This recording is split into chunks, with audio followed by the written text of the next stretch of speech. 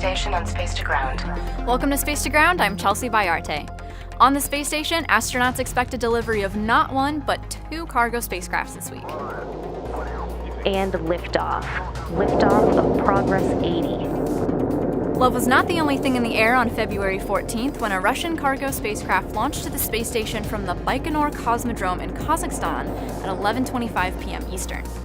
Progress 80 docked to the space station 3 days later, delivering food, fuel, and supplies to the crew.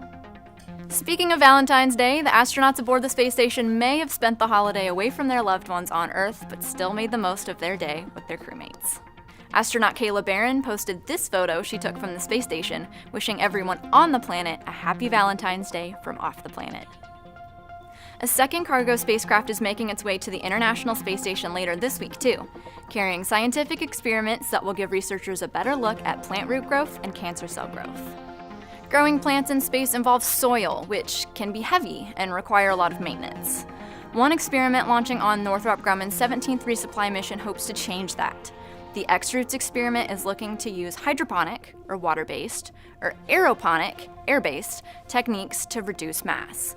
It will allow astronauts and researchers the ability to watch the roots as they grow.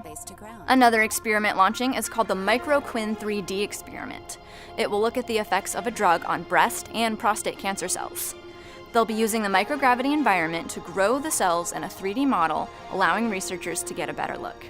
The MicroQuinn 3D experiment hopes to make researchers smarter about disease progression and drug resistance, so one day we might see new treatments for cancer patients on Earth that are more effective and have better patient outcomes.